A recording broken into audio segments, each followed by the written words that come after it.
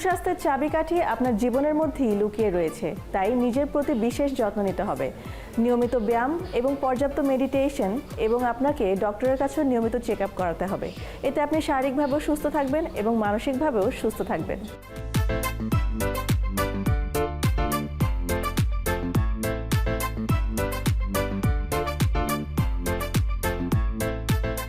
সুস্থ জীবনযাপনের জন্য শুধু নিয়মিত ব্যায়াম নয়, প্রতিদিনের খাদ্যাভ্যাসের দিকেও নজর দেওয়া জরুরি। আর সেই সচেতনতার কারণে বর্তমানে নাস্তা ও হালকা খাবারের ফলের ব্যবহার দিন দিন জনপ্রিয় হয়ে উঠছে।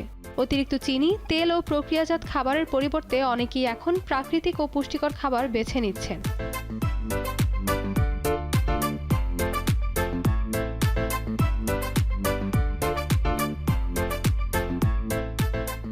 পেঁপে, আপেল, কলা, কমলা, পেয়ারা কিংবা মৌসুমী বিভিন্ন ফল সহজেই প্রতিদিনের খাদ্য তালিকায় যোগ করা যায়। ফল সরাসরি খাওয়ার পাশাপাশি তৈরি করা যায় ফ্রুট বোল, স্মুদি কিংবা দইয়ের সঙ্গে ফলের স্বাস্থ্যকর কম্বিনেশন।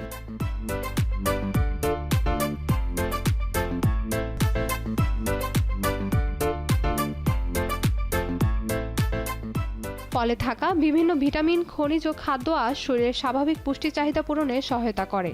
পাশাপাশি ফলভিত্তিক নাস্তা সহজে তৈরি করা যায় এবং অনেক ক্ষেত্রে এটি ভারী ও অতিরিক্ত প্রক্রিয়াজাত খাবারের ভালো বিকল্প হতে পারে।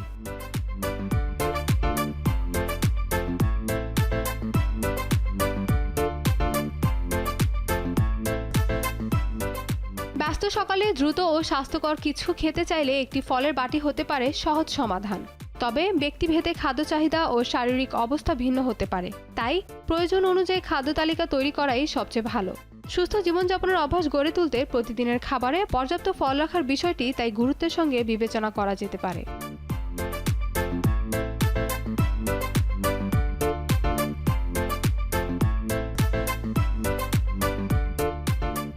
ফলকে আরও আকর্ষণীয় করতে বিভিন্ন মৌসুমী ফল একসঙ্গে মিশিয়ে তৈরি করা যায় রঙিন ফ্রুট বোল।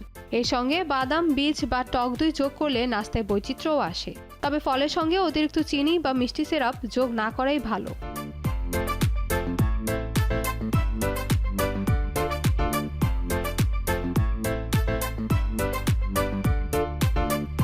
বাজারের প্যাকেটজাত জুসের পরিবর্তে সম্ভব হলে আস্ত ফল খাওয়াকে বেশি গুরুত্ব দেওয়া যেতে পারে, কারণ এতে খাদ্য আঁশও পাওয়া যায়।